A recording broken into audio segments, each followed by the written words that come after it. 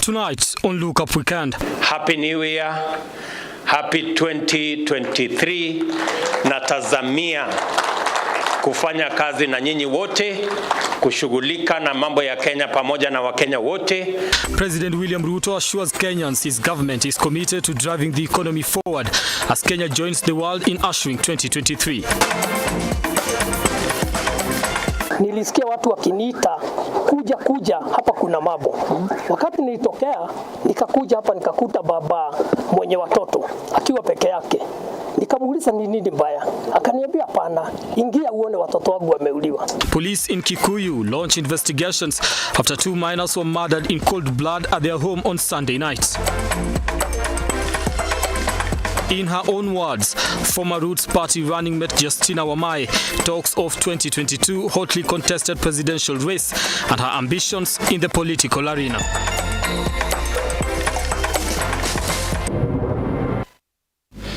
All right, now our sign language interpreter tonight is Philista Adundo to a story that just represents what this day is. Kenyans from all walks of life join the world in welcoming the year 2023 in joy and cheer. Now many gathering in worship centers, while others thronged entertainment centers. And as Edwin John Mukora reports, Kenyans are optimistic about the new year, hoping it has some good in store compared to 2022, which they termed as tough.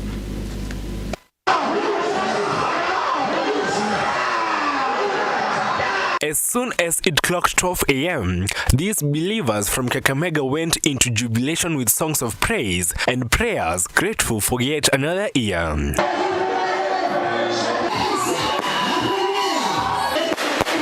Fireworks rented the skies at Camp Dunda in Embu County as residents gathered to celebrate the new year in songs and dance, many expressing renewed hope. And 2022 was a tough year.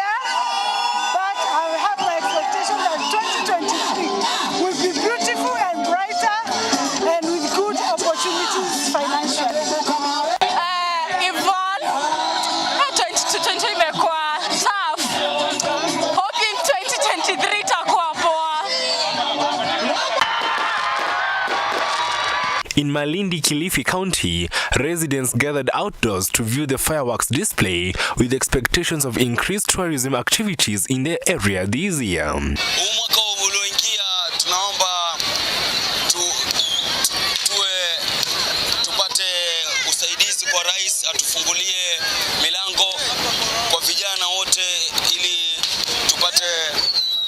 Mambo yetu vizuri. Kama mimi sasa nimekuja kwa hii sherehe na ni chef na nimefurahi sana.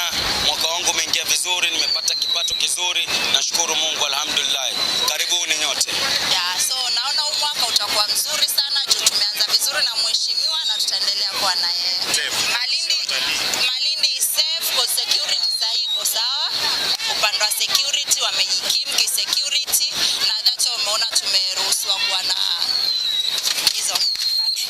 Jamani, happy new year. Mambo vipi? Naitwa Neema Sulubu na nimefurahi sana kukanyaga 2023. Ni kwa uwezo wa Mungu. Kuna wengi wametamani sana kuona huu mwaka lakini hawakuweza kuona. Kuna wengine wameuona wakiwa vitandani, kuna wengine hawezi tembea, lakini sisi tumeuona tukiwa tuko wazima na nafurahi nimeuona for the first time. Nimeingiza mwaka ndani ya Buntwani Water Park. Imekuwa amazing. In Turkana, Governor Jeremiah Murukai led the county in ushering the new year, where he has pledged to change the face of the county and improve service delivery. We've started or crossed over to the new year with a lot of expectation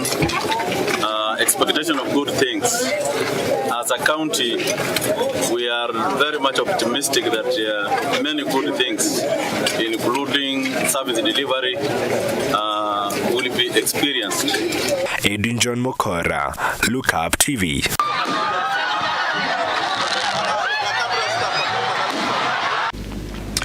Now, in his New Year address to the nation, President William Ruto has wished every Kenyan a happy and prosperous New Year 2023. Now, the head of state has reiterated his government's commitment to improving the economy and has called upon every citizen to work hard and support his regime deliver on its promises. Now, President Ruto has also assured the East African community that Kenya will support peace initiative in the region, as our reporter Henry Tende now files. As the head of state ushered in the new year 2023 in a glamorous celebrations in Mombasa, President Ruto using this momentous occasion to wish Kenyans a happy and successful year 2023 as he reminded each citizen to work hard in building the nation. Happy New Year, happy 2023. Natazamia kufanya kazi na nyinyi wote, kushughulika na mambo ya Kenya pamoja na Wakenya wote, na sote tuweze kuchangia mahali ambapo tunaweza, kiasi ambayo tunaweza katika kusukuma gurudumu la taifa letu liende mbele, kwa sababu hapo ndipo uwezo wa kila mmoja wetu unahitajika. Volatile security in the neighboring countries of Somalia, South Sudan and Democratic Republic of Congo was also a key part of President Ruto's message. The head of state making it clear Kenya is ready to help her neighbors have a lasting peace. We have challenges in our region. We have challenges in Somalia. I had a chat with the president of Somalia the other day, about 2-3 days ago. I received a message today from the president of South Sudan. I spoke yesterday with the president of DRC Congo, because they want us as a country to assist them in their own challenges of insecurity in their countries and political challenges in their countries. And I want to ask us, as the people of Kenya, to pray for our neighbors for the good of our region. Senate Speaker Amason Kingi, who was invited to the event, was full of praise for the head of state. Your Excellency, what impresses me in your leadership is the fear for God. La pili, what impresses me, Your Excellency, you do not want to know whether a leader is in opposition or not. As long as you're a leader, you're willing to extend your hand to work with them. Your Excellency, as a region and as a leadership, we are going to work with you, we are going to walk with you, we are going to pray with you for prosperity of this nation. Mombasa Governor Abdul Swamad Nasir, on his part, took his time to remind leaders that they must meet their pre-election promises to make Kenya prosperous. Mwaka 2023 tuwe ni wale tutakaojifunza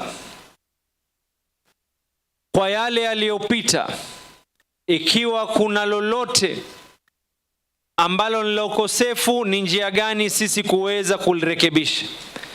Ikiwa kuna njia lolote la zuri liloweza kufanywa, sisi tuweze kuliboresha zaidi na zaidi, ili kesho na kesho kutwa ya kuwa wanajaribu kuliendeleza gurudumu la kuhakikisha utumishi kwa Wakenya unaenda mbele na mbele na sio kuregea nyuma. The year 2023 has begun on a high note. Many Kenyans hope the year will bring along good tidings. Henry Tende, Lookuptv.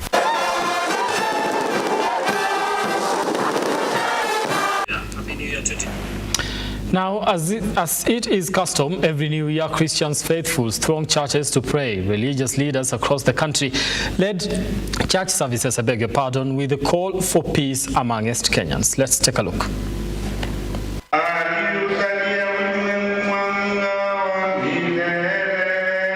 As Kenyans ushered in the new year 2023, religious leaders across different churches in Kakamega held church services calling for peace, cohesion amongst Kenyans.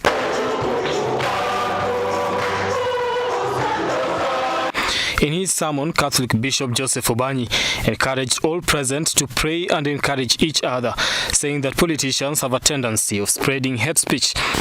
You know, they are very qualified in using this gun, midomo, ulimi, maneno ambayo yanaleta chuki, ambayo yanaleta ukabila, ambayo yanaleta mfarakano, ambayo yanaleta hofu. You know, even when you use your tongue always to cause fear, you are dangerous. Fikiria kwanza kama hayo maneno, huo ulimi unaenda kuwasaidia wale wa Kenya ambao umeteuliwa kuwahudumia. So we would like to see sober talks.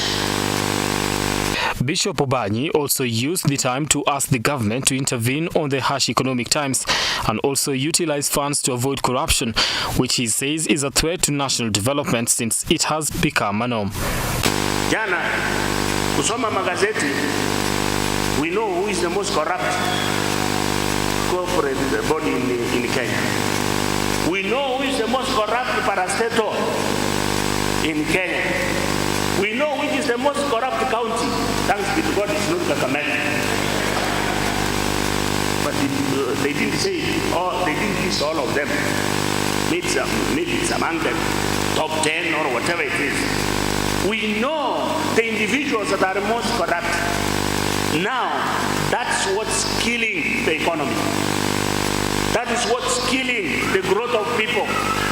And no matter how we look at it, no matter how we want to understand it, no matter how we want to benefit, corruption is killing us. Elsewhere, at Dominion Worship Center, Bishop Johnson Makoha spread a similar message to the congregants, asking them to ensure they maintain peace.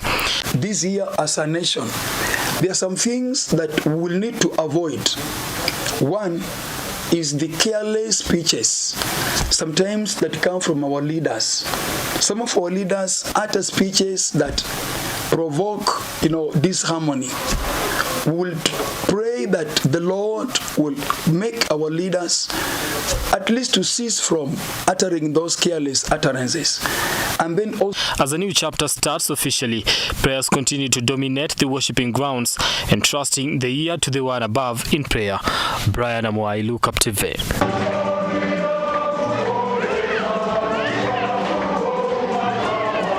Now to some sad news tonight. Residents of Ekatano, Kiambu County are living in fear after two siblings aged 5 and 7 were murdered in cold blood on Saturday night. According to reports, their mother now claims that she had a knock on the door. After opening, she was attacked, and when she regained consciousness, she found the bodies of her children hidden inside the bathroom. Police in Kikuyu have since launched investigations and arrested the mother, who they say is a key suspect.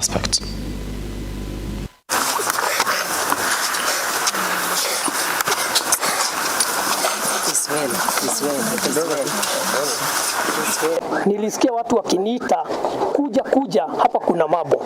Wakati nilitokea nikakuja hapa nikakuta baba mwenye watoto akiwa peke yake. Nikamuuliza ni nini mbaya. Akaniambia hapana, ingia uone watoto wangu wameuliwa. Wakati niliingia nikaona kweli ni watoto wawili wameuliwa. Mmoja ako kwa ndoo ndani na kichwa, na mmoja amelala akiwa amefungwa mkono. Sasa wakati niliona nikatoka, nikachukua pikipiki imekuwa hapo kwa barabara, tukaenda mpaka the Mada police station. Nikawaeleza, na hapo tukakuja nao pamoja na wakaanza uchunguzi. Yani ni ya kwamba watu walipiga duru, na walipopiga duru kulingana na vile nilisikia, ndio watu wengi wakawa wamejaa hapa. Na sasa nilipofika ndio nikaambiwa kuna watoto ambao wameuliwa, watoto wawili, kijana na kijana kadogo.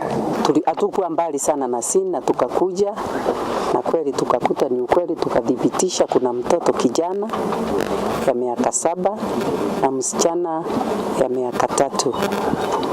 Hiyo watoto wameuawa, na kijana alikuwa amefungwa mikono, halafu kichwa yake ikaingizwa kwa bucket iko na maji, na hata msichana naye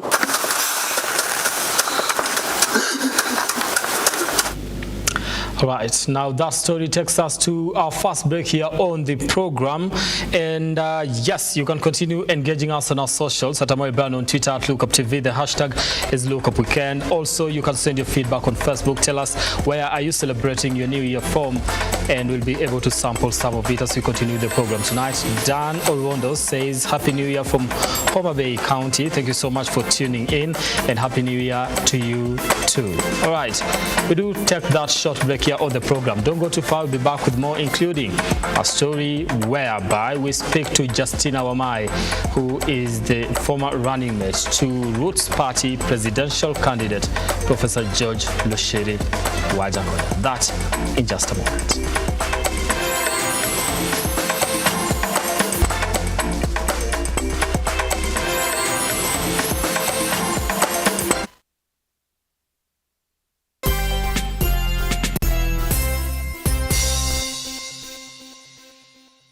So mimi nilikuwa mmoja wa timu kubwa ya Arsenal na ngojea mazao yake. Na bila shaka mpenzi mtazamaji, ni awamu nyingine tena ya bunge la mwenyeji ambapo tunasikia tu maoni ya wenyeji, hasa wananchi wa kawaida. Je, maoni ni yapi? Anakwambia wananchi ndio kila kitu. Unaona dips na system ni wananchi. Unaona vile wamenyorosha watu bwana. Tumeng'oa nanga kwenye bunge la mwenyeji. So ile kitu nasema tunamuomba asituachilie.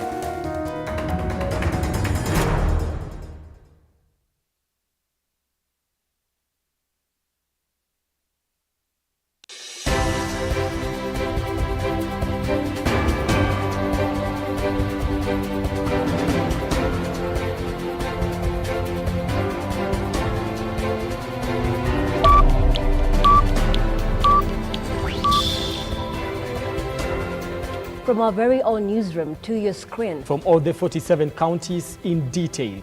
Factual and timely. We bring you comprehensive stories. From politics, human interest, business to sports. Join us every day of the week at exactly 9 p.m. Only on Lookuptv.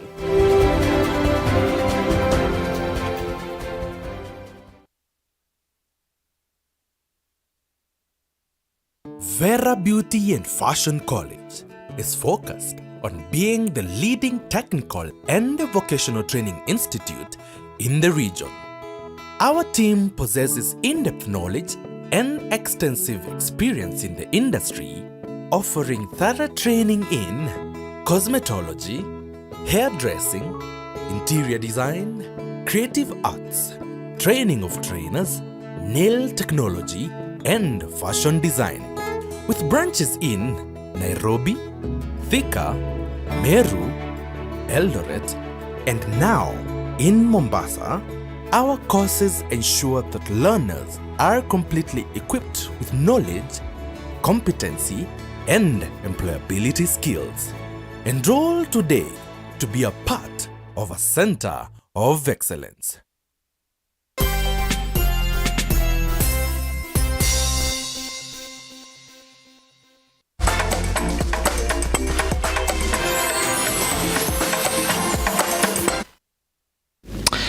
Right, now, thank you for staying with us here on the program and trusting us to continue bringing you up to date with the news making headlines tonight as we celebrate the new year, which is 2023.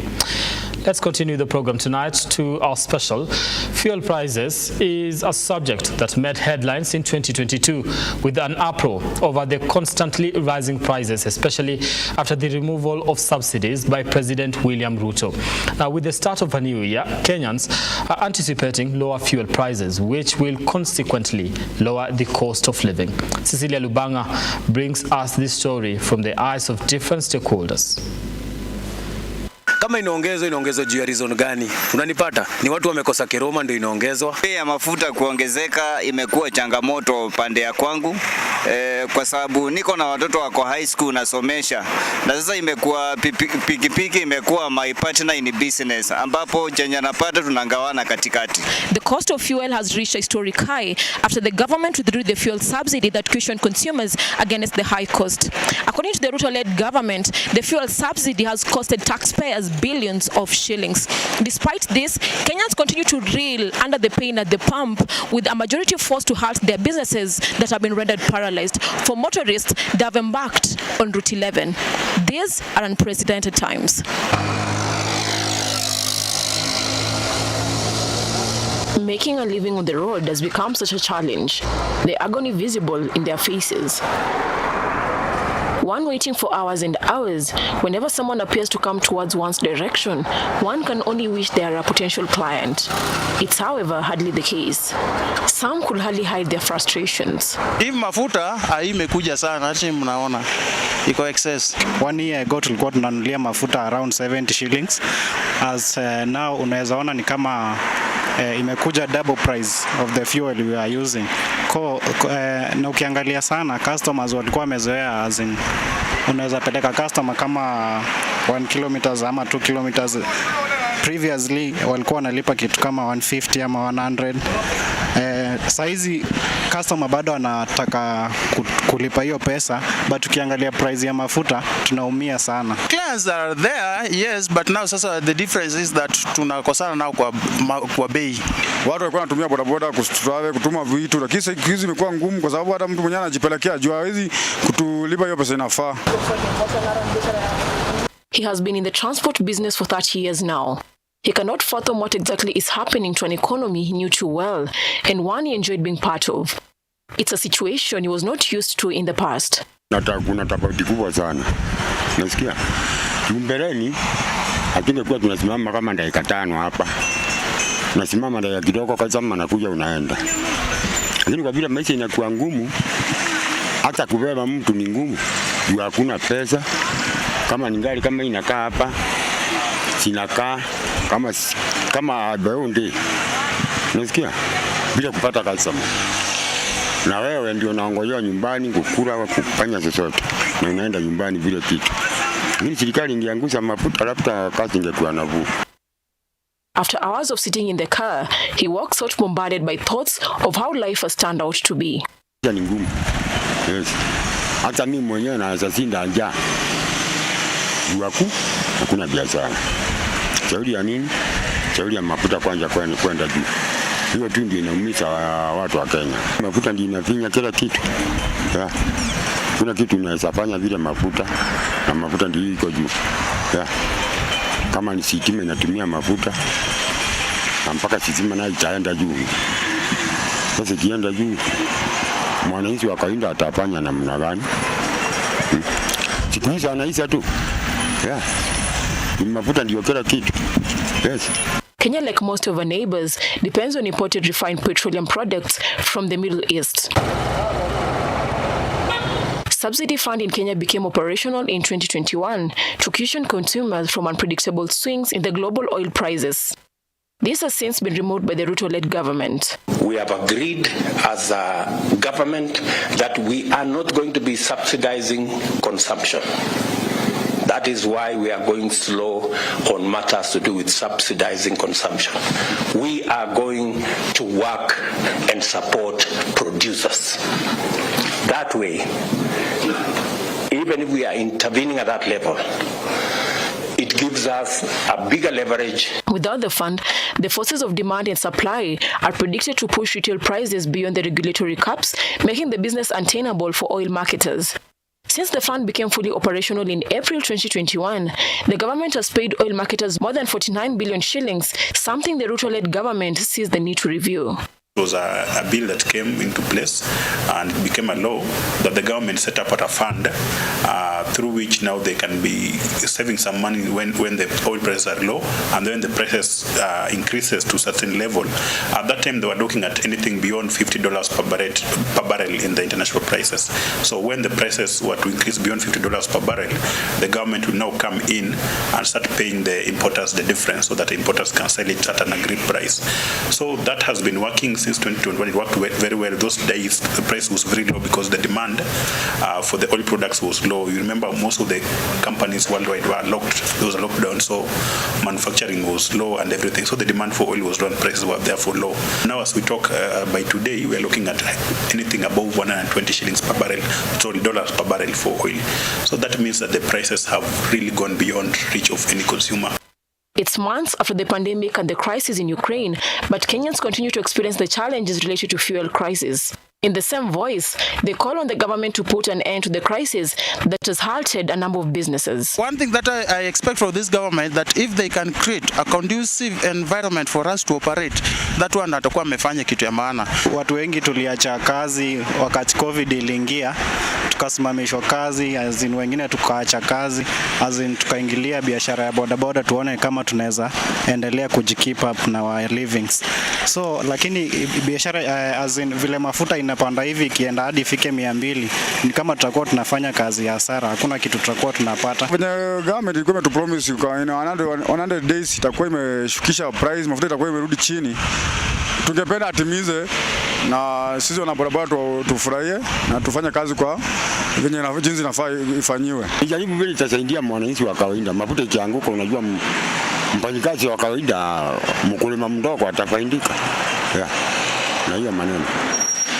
Yes. Kuna kitu kingine, serikali itakuletea chakula nyumbani, lakini vitu kama hiki teremka kama ni mafuta, mwenyewe ataweza kusafikia kitu ya kukula. At the moment, a liter of petrol, diesel and kerosene goes for 177.3 shillings, 162 shillings and 145.94 shillings respectively in Nairobi, the highest high in history so far. It's just a matter of days before the new government marks 100 days into office. Will the promises be fulfilled? Should people just wait a little bit longer? Cecilia Lubanga, Lookuptv, Nairobi. All right, now that is a story by Cecilia Lubanga, bringing us just what transpired in 2020 as far as fuel prices are concerned. I just want to read a comment here. Gidhua Koine says, Tuko pamoja and watching. Thank you so much for tuning in tonight, man. We do appreciate that. Now, I want to leave you with this story tonight. She was one of the 2022 headliners after she made it to the final list of presidential candidates and their running mates in the 2022 election. Justina Wambui Wamae walked into the auditorium to defend the Roots Party controversial manifesto, the legalization of marijuana and rearing of snakes, among others. Now, months after elections, Wamae speaks on life after the polls, her breakup with the party and the presidential candidate George Lushiri Wajakoya, and her political future.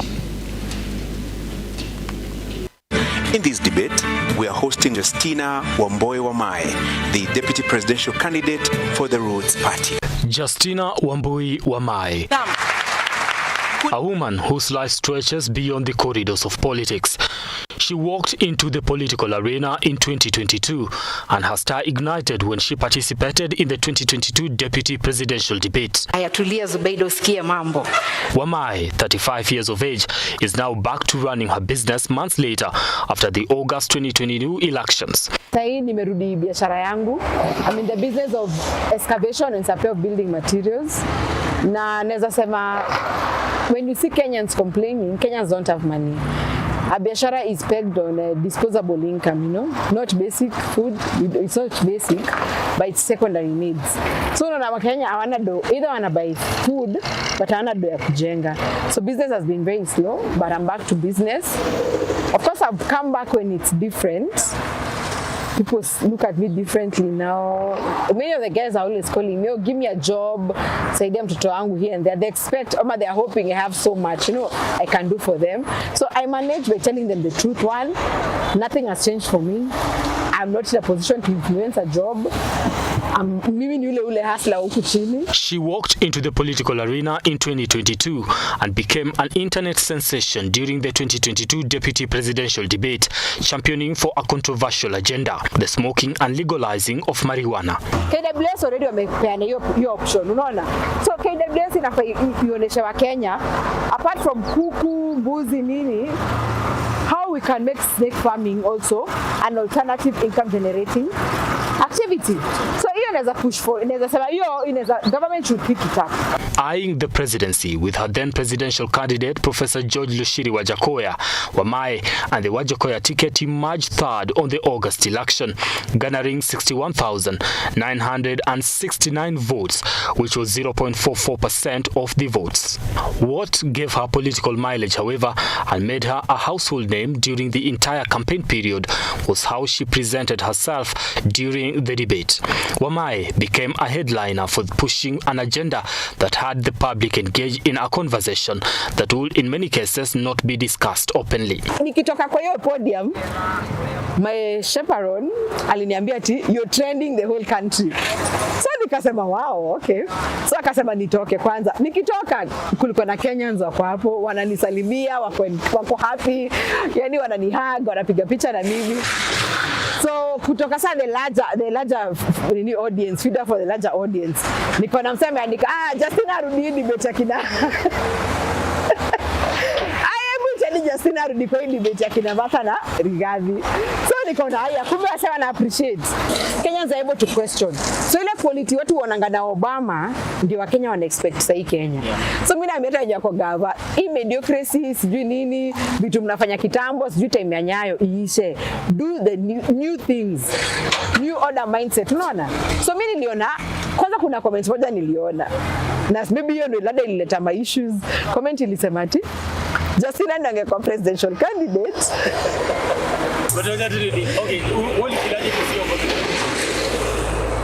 Wacha nisichome sana but ilikuwa valid. Wacha tuseme ilikuwa valid. Reflecting, Wamae says getting to the debate stage was not a walk in the park, but she knew she had an audience to convince in believing in the manifesto and agenda. Mimi nakumbuka tulipoongea na chairman hiyo committee anaitwa Clifford Machoka. Aliniambia unajua 20 million Kenyans will be watching. Na mimi najua Kenya wanapenda quality. Sasa nikajamba sitakuja hapo kukanika niko scared ama nini. Ikabidi tu nijipatie psych. But a secret nilikuwa watch debate ya UK Prime Ministers. Ilikuwa like Thursday hiyo wiki. Si tulienda Tuesday. Ilikuwa Thursday. Na nilikuwa naangalia body language naona ule ukiview unaona mtu anaogopa, mtu ana confidence. So nilijiuliza, how do I want Kenyans to see me? I want Kenyans to see me that I have confidence. So nikajiambia, you came to listen to me. You've switched on your TV, you're watching your live because of me. I'm going to give you what you came to see. And I hope they got what they wanted. A presidential candidate, however, did not make it for the debate. He made an appearance and left. Was it a decision that the Roots Party had made? Me one sikufanya rehearsal. Number 2 nilikuwa conflicted. Party leader alikuwa amesema nisiende debate. Alikuwa amesema ati either tuwe na the big 2 ama nisiende. Unaona? So I was very conflicted. Hiyo ni one. Number 2, chama ilikuwa na pesa ya kunitafutia mse wa kurihas ama communication, you know. So I did my own research. But invitation letter, they wrote the thematic areas. So you prepare according to the thematic areas. So naweza sema preparing was very tough. Of course, I was scared, let me say. But one thing I'll tell Kenyans, between Malini holding room na podium, hata bodyguards wenye nilikuwa napata na serikali, they are asking me, kwani madamu umevuta bangi? Because the person I was kwa holding room was a very different person nilipokuja kwa podium. But nikisimama kwa podium niliangalia watu nikasema, you know what? Hawa watu wamekuja kunisikiza. So itabidi tu ni perform, sina choice. Nikajipatia motisha. Yeah, so I think no one coached me. I just prepared according to the thematic areas to remember for the debate. It was a podium that gave her the shot she needed to propel herself in the political arena, and one that she shared with the political heavyweights. Wamae says it was a thrilling experience to be on the same ballot paper with people she grew up watching run the corridors of politics. It was a humbling moment. I remember me nimelelewa Kibera, and our MP was the Raila Amolo Odinga, former Prime Minister. So when he was campaigning with NDP, alikuwa anapita hivi na kalori. But then let me tell you, Raila akianza hakuwa na ile pesa mingi. So we used to follow him. Na lori yako kalori and then watu wanatembea. So I was among the kids who used to follow his campaign trail. So I was very humbled. Na Matakarua nikiwa Kilimani Primary, kulikuwa na gari ilikuwa inapita hapo Abwins Kodek. So the rumor was it was Matakarua anaenda kudrop watoi wake St Mary's na kuwapick. So hiyo time unaona walikuwa distant figures. So for me niliona wamecome close. Sasa tumekuwa close pamoja sasa. I was humbled, number one. But again, I felt I need to also challenge them. Wakifikiria Wakenya wa saini wale Wakenya wa kitambo, the population has changed. Since Kenya gained independence in 1963, there has been a substantial gender gap in political ambition. Most of the time, men tend to have it all as women watch. But Justina Wamae is not one of them. She took her first chance for an elective seat in 2017, but lost. Naweza sema unajua lesson ina build up 2017 nililearn siasa hakuna mama ya mtu. You have to be ruthless. Na nililearn through the late Kalembendile. The late Kalembendile alikuwa rafiki yangu na tulikuwa tunavai maboko. Kwa nataka tiketi ya Jubilee pamoja. So Kalembendile jo alikuwa anajulikana na party leaders, alipatiwa direct ticket bila nomination. Na mimi nasema hata Jubilee party mlibaki na pesa yangu, mjenirudishe hiyo ndio. She then unsuccessfully applied to be a permanent secretary in the former government, and her third shot at joining the political arena was when the Roots Party selected her to be the running mate for presidential candidate Professor George Wajakoya. I felt it was worth it because Kenyans were change mindset. In fact, when I see Kenyans questioning the president and the deputy president and the government on social media, I'm happy because the conversation is more mature. So naweza sema ile agenda nilikuwa nimepush during debate nikasema we are here to change your mindset. I'm happy because ime give in.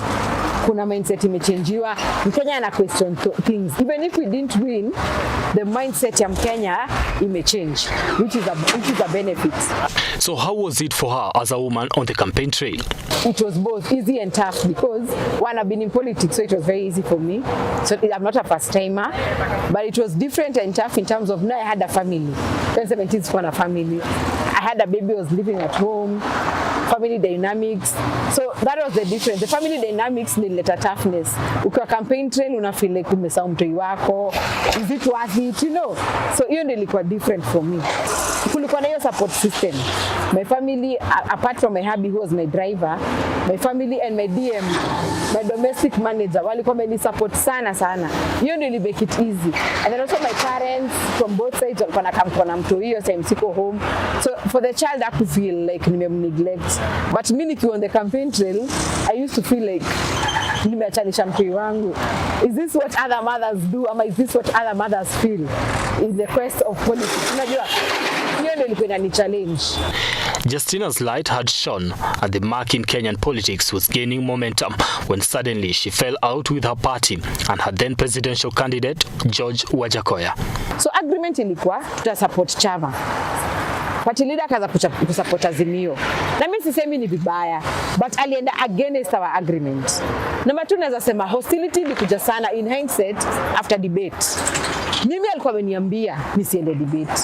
Akasema hapana nisipokuwa na wale big two nisiende debate. Unaona?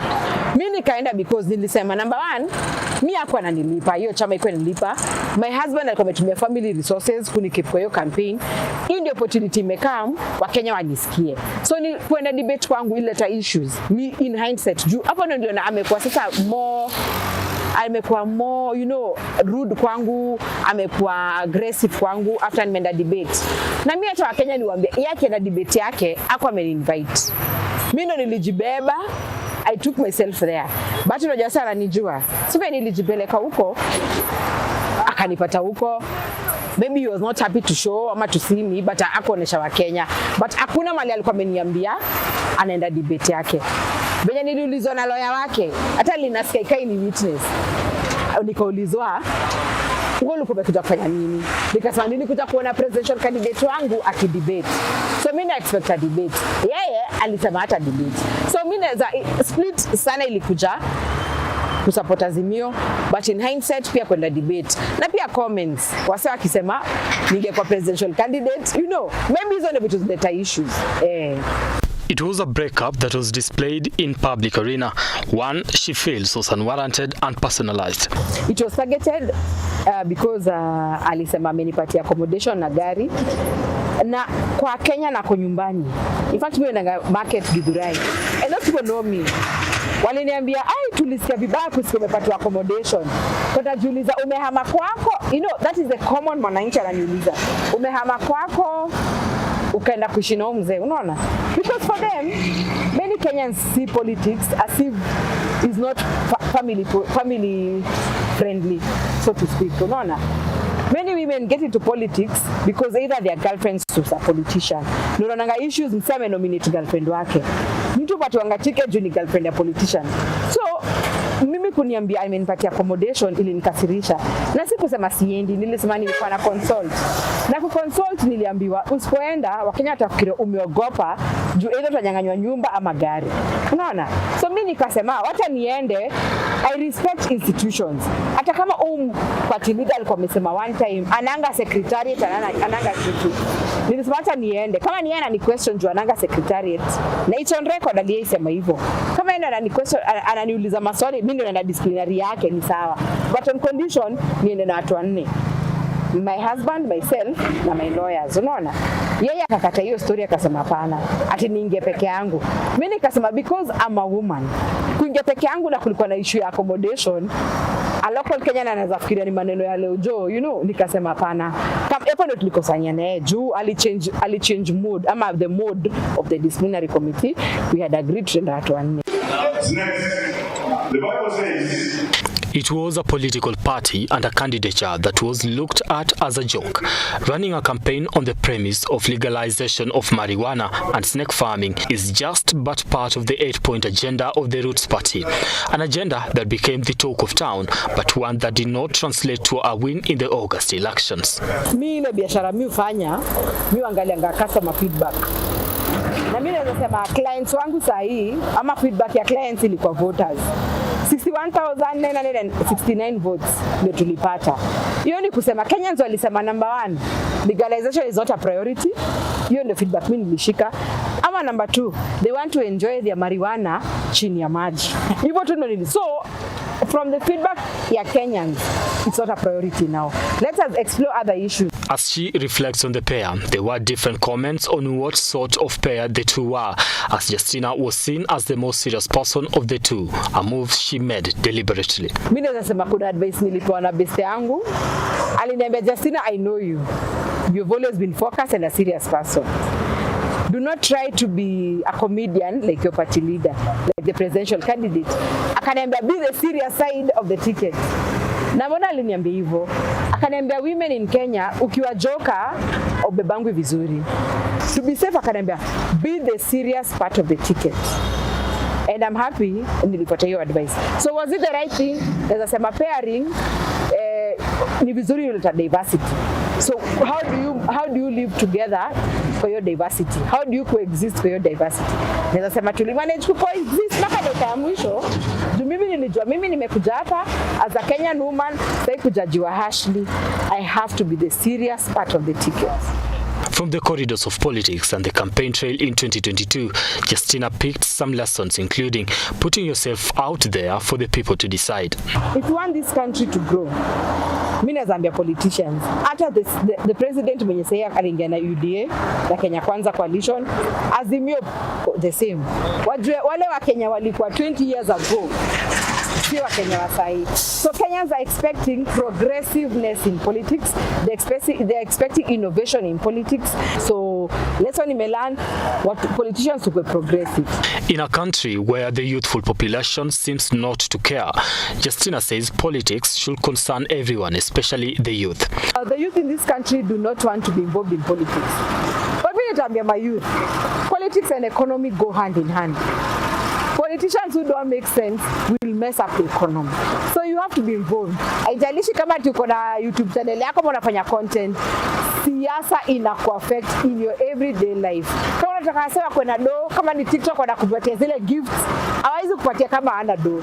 So siasa litafanya kwenda hiyo playground ati wa Kenya kuna do ndio ichi thrive. So I'm encouraging you guys. I know you've been disappointed, but you know what? You have to be involved in politics. Your voice matters. Her advice to the young people eyeing the political space. Mimi nazambia mtu anakuja politics sahi. Mimi niliingia siasa nikiwa 30 years, no money, no car. Mimi nilikuwa tu na vision. Usiogope, ingia waambie wa Kenya, mimi sina do. Tell them the truth. Waambie mimi sina do but niko na vision. Don't be afraid because hiyo ndio calling yako. What about her political future? Mimi nasema bado niko God willing 2027 nitaona ile ndakuwa nasimama, sitaongea mengi because bado na evaluate but nitakuwa kwa hii space. Just watch the space. As far as she is concerned, it has been a good ride and 2022 was her year. None. For me, I have no regrets. Mine is lessons. Any words for Wajakoya? I have nothing to. Sina maoni.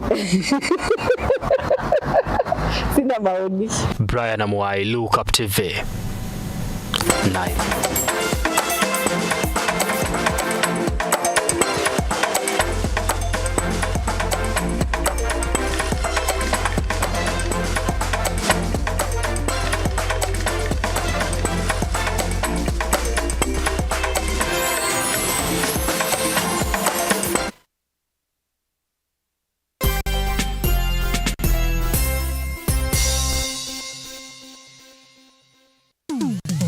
Hapa kazi tu inaendelea kuwasaka na kuwatambua wale ambao wanafanya kazi extraordinary na zile kazi za kujituma.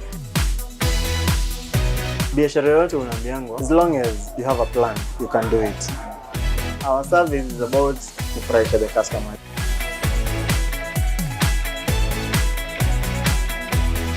Mpenzi mtazamaji, hii ni hapa kazi tu.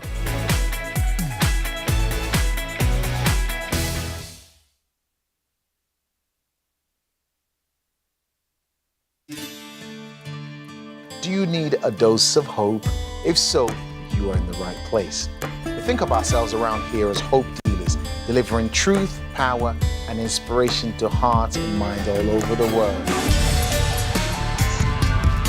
If nothing else has worked for you, why not give the God thing a try? For it's in the presence of God that you'll find everything that you need. Amen.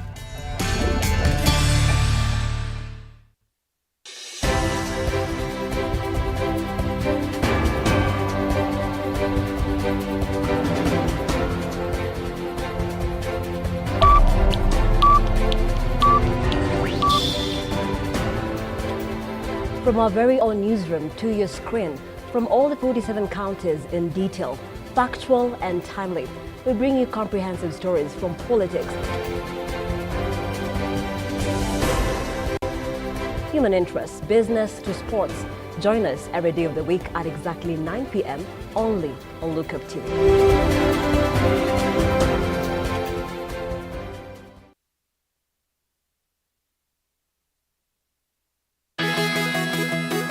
How do women do it? Will the real superheroes please stand up? Welcome to the best show on all things women. You can.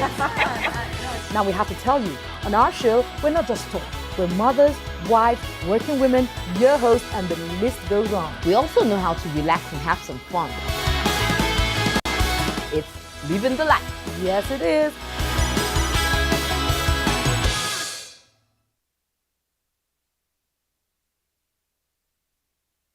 Welcome, you're watching The CEO.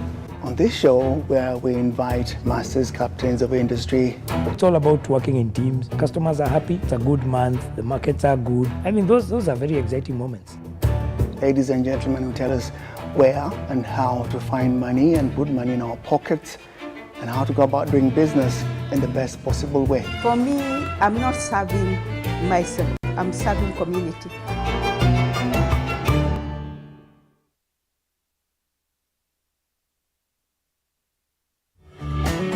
Beautiful, wonderful, glorious. We are having the show that we share entitled Shepherd Voice. I'm waiting for you to get me to Kenya. That's what I'm waiting for you. God is the source of every blessings that flow into your life. And I know that God is going to bless you and to do a new thing. Pray, pray, pray, pray.